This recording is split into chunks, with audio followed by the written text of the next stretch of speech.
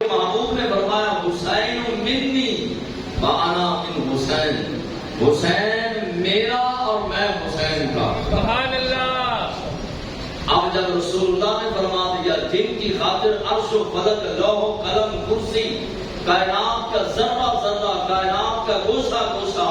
ہر مخلوق 18,000 40,000 یا 70,000 مخلوق جس محبوب کا صدقہ بنی،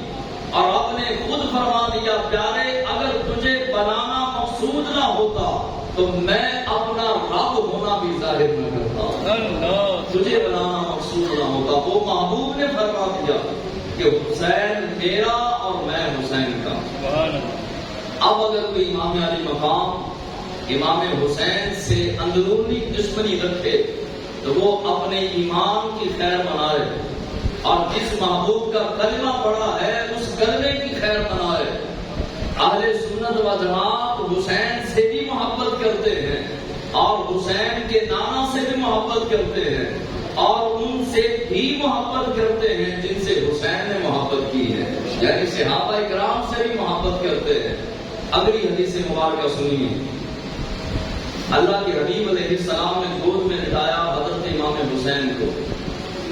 اور گود میں لٹانے کے بعد اپنی زبان مبارکہ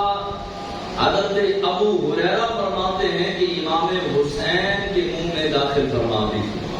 زبان مبارک امام حسین کے منہ میں داخل فرما دی، اور امام حسین نے چوسنا شروع کر دیا۔ علماء فرماتے ہیں اس کی کیا وجہ تھی؟ اللہ کے محبوب علیہ السلام نے مبارک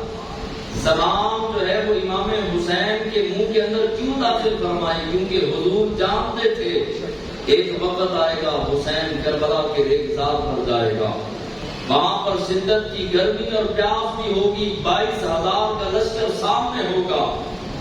اس لیے زبان مبارک داخل فرمائی تاکہ حسین چوس لے، اور کربل کے ریگزار پر حسین کو پیاس کی شدت محسوس نہ ہو، اور وہاں استقامت کے ساتھ اسلام کے لیے، دین کے لیے، قرآن کے لیے حسین ڈٹا رہے اور ڈٹ کر اسلام کا دفاع کرے۔ اللہ کے حبیب علیہ السلام نے حضور پرنور صلی اللہ تعالی علیہ وسلم نے امام حسین کے بارے میں کیا فرمایا؟ فرمایا احب اللہ من احب حسینا، احب اللہ من احب حسینا، فرمایا اللہ اس سے محبت کرتا ہے جو حسین سے محبت کرتا ہے، اللہ اس سے محبت کرتا ہے جو حسین سے محبت کرتا ہے۔ احب اللہ من احب حسینا، ہم حسین سے محبت کرتے ہیں، حضور کی حدیث مبارکہ کی روح سے اللہ ہم سے محبت کرتا ہے۔ سبحان اللہ۔ کیوں جی؟ کون کون حسین سے محبت کرتا ہے؟ ہم سارے حسینی ہیں، ہمارا تن من دھن ہر چیز حسینی ہے، حتیٰ کہ ہمارا ایمان بھی حسینی ہے۔ خالی حسینی بن جانے سے یا نعرے مارنے سے حسینی نہیں ہوتا۔ امام علی مقام امام حسین کے نقش قدم پہ چلنے والا حسینی ہے۔ ساری نمازیں چھوڑ کر اور شراب کے نشے میں دھت، نہ حلال کی تمیز نہ حرام کی تمیز، اور شرابیں پینے والا اور نشے کرنے والا بازاروں چوکوں میں حسین کا نام لے کر خالی یہ کہے کہ میں حسینی ہوں، نہ مسجدوں کو آباد کرنے والا، سجدوں کی لذت کو آباد کرنے والا، قرآن سے وفاداری کرنے والا، صحابہ کرام سے محبت کا دم بھرنے والا، اصل میں حقیقت میں حسینی ہے۔ صحابہ کا باقی کبھی حسینی نہیں ہو سکتا۔ ابو بکر کو گالیاں دینے والا، عمر کو گالیاں دینے والا، عثمانوں اور حضرت عائشہ صدیقہ رضی اللہ تعالیٰ عنہ کو برا بھلا کہنے والا کبھی بھی حسینی نہیں ہو سکتا۔ حسینی وہ ہے جو صحابہ سے پیار کرتا ہے، حسینی وہ ہے جو نمازوں کا پابند ہے، حسینی وہ ہے جو سنت مصطفیٰ کا پابند ہے، حسینی وہ ہے جو الحم سے لے کر والناس تک پورے قرآن کا وفادار ہے۔ پورا سال قرآن کو کھول کے دیکھا نہیں، نمازوں کا پتہ نہیں، اور عورت و مرد جو ہے وہ مل کر یہ سوچیں اور یہ کہیں اور یہ نعرے لگانے سے بندہ حسینی نہیں ہو سکتا۔ حسینی وہ ہے جس کے سینے کے اندر حسین کے نانا کا بھی پیار ہو، اور حسین کے نانا نے جن صحابہ سے پیار کیا ان صحابہ کا بھی پیار ہو، وہ حسینی ہے۔ اللہ کے محبوب علیہ الصلوۃ والسلام کے لفظ جگر امام علی مقام امام حسین، اگر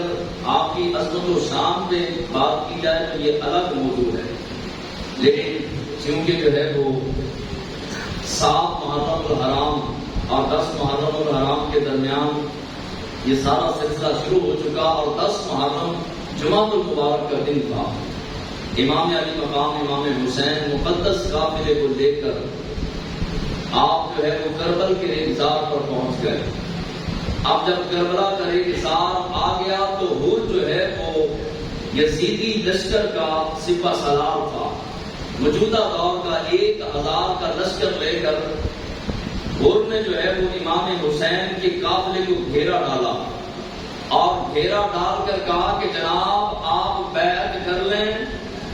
اور یزید کی بیعت کرنے کے بعد آپ کو آسانی کے ساتھ یہاں سے انعام و اکرام کے ساتھ واپسی جانے دیا جائے گا۔ امام علی مقام نے فرمایا کہ یہ ہاتھ رسول اللہ نے چومے ہیں، یہ ہاتھ یزید کے ہاتھ میں نہیں آ سکتے، لہذا یہ بات بھول جاؤ کہ حسین یزید کی بیعت کرے گا۔ اب جو ہے وہ حر نے دوبارہ سے کوشش کی اور آ کر کے امام علی مقام کو کہا کہ پھر ہم آپ کو یہاں سے جانے نہیں دیں گے۔ امام علی مقام نے خطبہ ارشاد فرمایا، ابتدائی خطبہ، پہلا خطبہ جو ہے وہ کربلا کے اندر آ کر جو ہے وہ آپ نے ارشاد فرمایا، اور فرمایا کہ حر یاد رکھ میں وہ ہوں جو جس نبی کا تو نے کلمہ پڑھا ہے اس نبی کے کندھوں پر میں نے سواری کی ہے، سبحان اللہ، جس نبی کا کلمہ پڑھ کر تو مسلمان ہوا ہے اس نبی کی زبان مبارکہ کو میں نے چوسا ہے،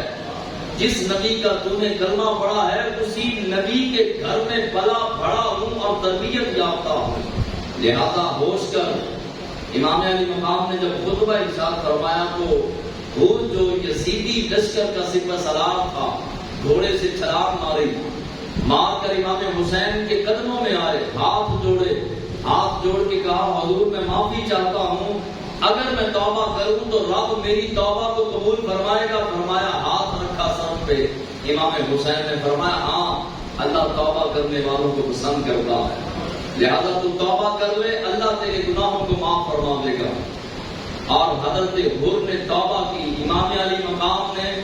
اپنے پورے خاندان کو کہا کہ یہی وہ جگہ ہے جہاں پر ہمیں خالق کائنات نے لانا تھا، اور یہیں پر آ کر ہم نے امتحان دینا تھا، یہ وہی جگہ ہے جہاں اسلام کا پرچم حسین نے اور حسین کے خاندان نے بلند کرنا تھا، لہذا خیمے گاڑ دو۔ یہ ہماری جو ہے وہ آرام گاہ ہے، خیمے گاڑ دیے گئے، بیویاں جو پاک بیویاں تھی خیموں کے اندر چلی گئی، اور یزیدی لشکر کو پتہ چلا کہ حر نے حضرت امام حسین امام علی مقام رضی اللہ تعالی عنہ کے ہاتھ پر توبہ کر لی ہے، وہ نیا سپہ سالار آیا، اور امام علی مقام امام حسین کے لشکر سے حضرت حر لڑے،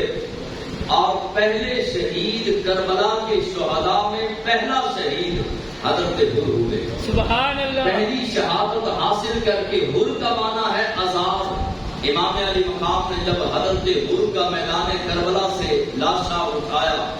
اور لاشا اٹھا کر جب خیمے کے پاس آئے اور کہا کہ یہ حر ہے، اس کا نام حر ہے، حر کے معنی آزاد ہے، رب نے اسے جہنم کی آگ سے آزاد کر دیا۔ سبحان اللہ، یہ پہلے شہید ہیں کربلا کے شہداء میں حضرت حر، اور اس کے بعد حضرت عبداللہ بن عمیر کلبی رضی اللہ تعالی عنہ، 18 دن ہوئے شادی کے۔ آج حسین کا نام لینے والوں کے پاس نماز پڑھنے کا وقت نہیں، آج حسین کے نام لیوا لوگوں کے پاس اللہ کا قرآن پڑھنے کے لیے وقت نہیں، دین اسلام کو وقت دینے کے لیے وقت نہیں، اللہ کا ذکر کرنے کے لیے وقت نہیں، اسلام سے وفاداری کرنے کے لیے وقت نہیں۔ حضرت عبداللہ کی شادی کو 18 دن ہوئے، اور آپ کی نئی نویلی دلہن علی ہاتھوں سے مہندی کا رنگ بھی ختم نہیں ہوا تھا، اور ان کا نام ام وہاب ہے، بیوی کا نام ام وہاب، آپ کا نام حضرت عبداللہ بن عمیر قلبی رضی اللہ تعالیٰ عنہ۔ آپ کی والدہ جو کہ اہل بیت سے انتہائی محبت کرنے والی تھی، حضرت عبداللہ کے قریب آئیں، آپ کے کمرے کے اندر آ کے کہا کہ بیٹے، خاندان رسول اس وقت کربلا کے ریگزار میں مشکل میں ہے، پریشانی کے حالات میں ہے، مجھے پتا ہے کہ میرے بڑھاپے کا سہارا کلا تو ہے، اکیلا تو میرے بڑھاپے کا سہارا ہے، لیکن بچے دیکھ کربلا میں حسین تنے تنہا اپنے خاندان کے ساتھ یزید کے 22,000 لشکر کے سامنے سینہ تان کر اسلام کا پرچم بلند کرنے کے لیے کھڑا ہے، اور یہ کیسے ہو سکتا ہے کہ فاطمہ کا بیٹا کربلا میں ہو اور میرا بیٹا گھر میں بیٹھا ہو؟ قیامت کے دن سیدہ خاتون جنت فاطمہ الزہرا نے پوچھ لیا کہ میرے بچے تو کربلا میں آ گئے، اور تو بتا کہ تو نے اپنے عبداللہ کو اپنے گھر میں سنبھال کے رکھا، بٹھا کے رکھا، تو میں فاطمہ الزہرا کے سامنے کیا جواب دوں گی؟ لہذا میرے بچے، اگر تو چاہتا ہے کہ جو میں نے اپنی چھاتی سے تجھے خوراک دی، دودھ پلایا،